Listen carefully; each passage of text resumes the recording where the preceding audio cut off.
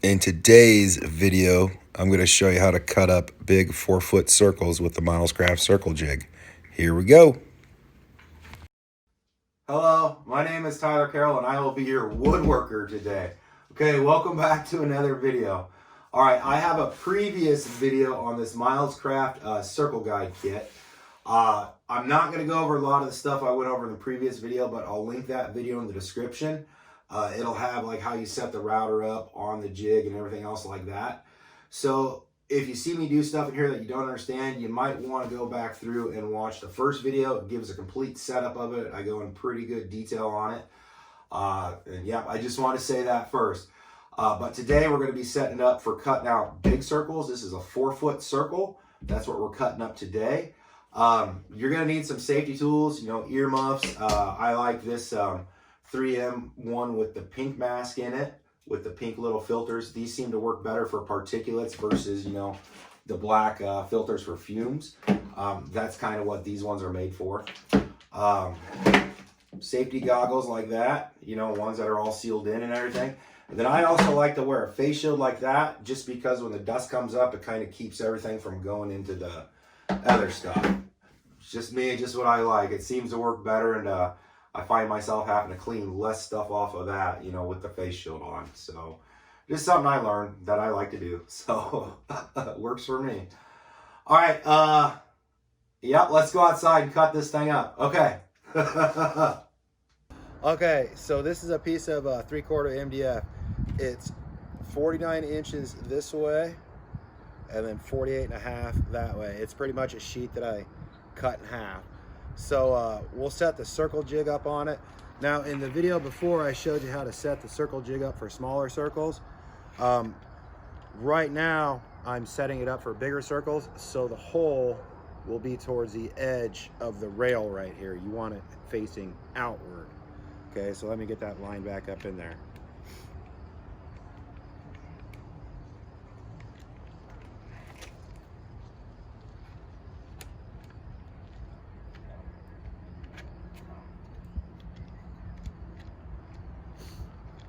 It has a little slot that this thing goes into. I'll throw a picture in there and kind of show you guys.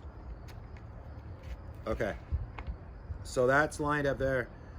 So pretty much what I do, because sheets of MDF, they come like 49 inches by like, I think 96 or 97.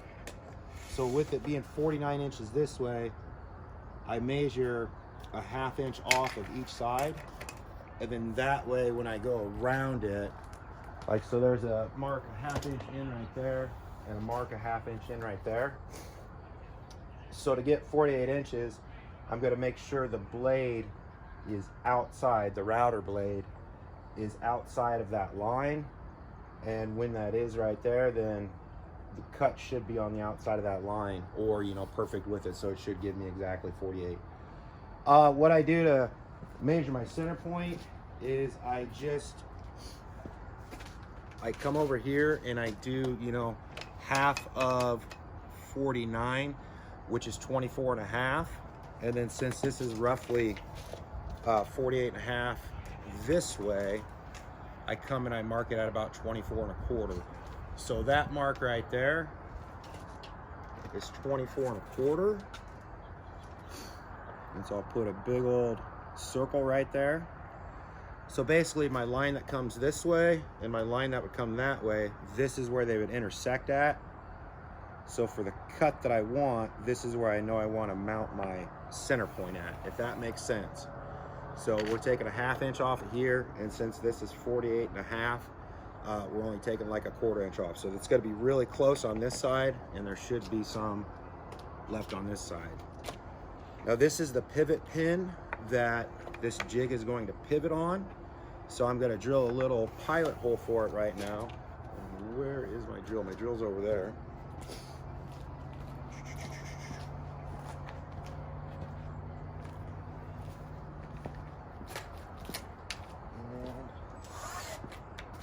My drill bit's over there too. Okay, so on the drill bit too, I don't go in very deep. It's just, maybe about like that far where it's taped off at. You see that where it's taped off? So we're not going in very deep.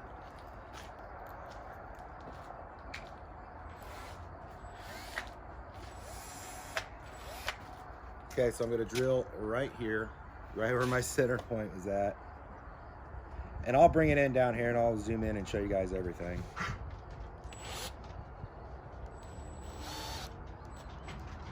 Okay.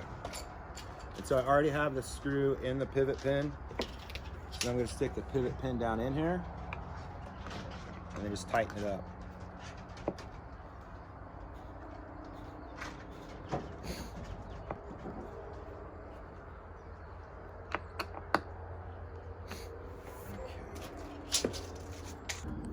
Okay, so you can see the mark's about 1/2 inch in right here. That's a 1/2 inch from there to there. And then over here on this side also, this is a 1/2 inch. What I set it down on, guys, is a piece of foam. And this piece of foam is so I don't tear up my table. I found that works pretty good for me. So, and then now this is, you know, the large adjustment right here. So what I'm gonna do is, see, it'll slide like that. So I'm gonna come over here to my mark. Where's my mark at? Hold on a second, guys. Okay, so, and then what you wanna do is you wanna make sure, whoa, come on, focus, baby. You wanna make sure when that plunge router is gonna come down, that it's gonna go to the outside of the line. So let me make sure I'm locked on back there. Okay. Push her down. Okay, and now, do you see when that's pushed down, how that's on the outside of that line right there? So that should be right there. Okay, so that's outside that line. So now I'll come over here and I'll tighten this down so that shouldn't move. And then what I always do is I give it kind of a little test run all the way around it. So let me go put this back up here.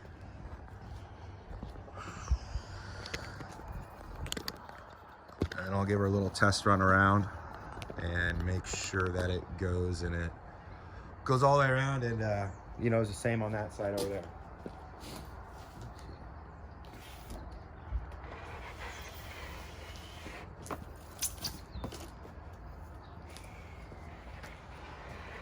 Okay, so it's not going to come past the edge on that, which is good. That's what we want.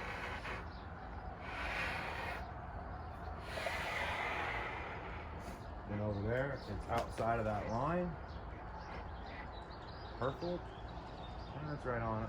Bump it out just a little bit.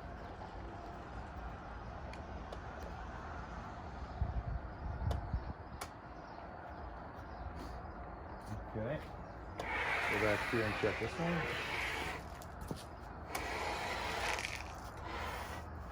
Still right outside that line. Now let's make sure it clears back here. Clears back there. All right, and it's outside that line still. Okay, so we're ready to cut. Now I gotta go plug it in, put my safety gear on, and yeah, we'll make these cuts. So hold on.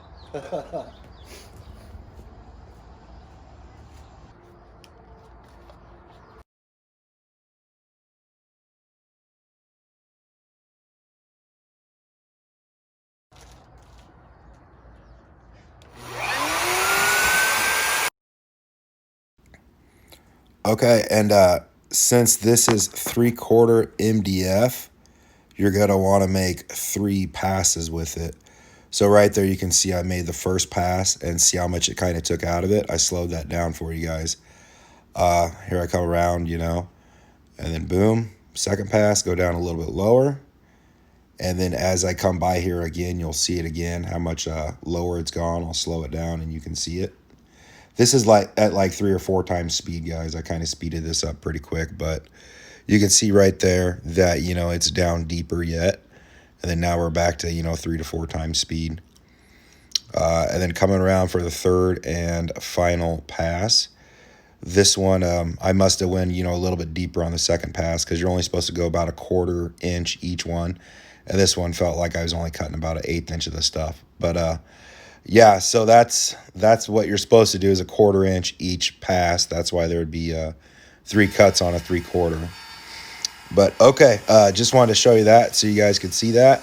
And yep, here we go, back to the video.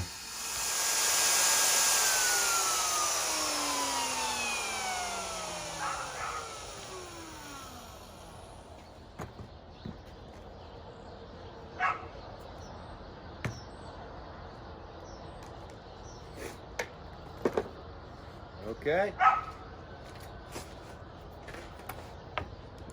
Take this off. Set her down over here.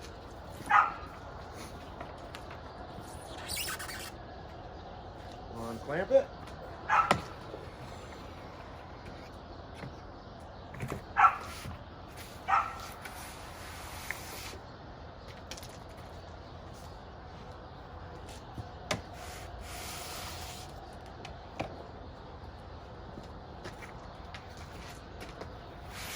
There you go. There's your circle. Okay, let me bring you down here. We'll measure it real quick. See what we got. I'll pull the all the little pivot pin out of it. Hold on a second.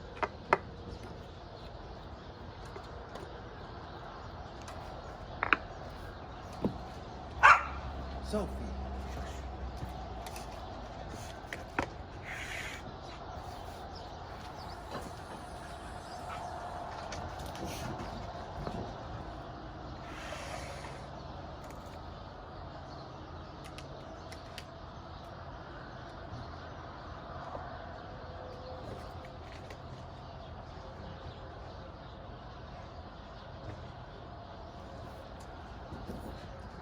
All right, I'll try to hold it with like one hand and everything and show you guys. Hold on a second here.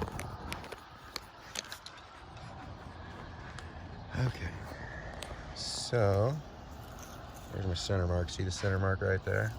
Okay. Come over here. We're right at 48 inches. So, okay, cool. Just figured I'd show you that.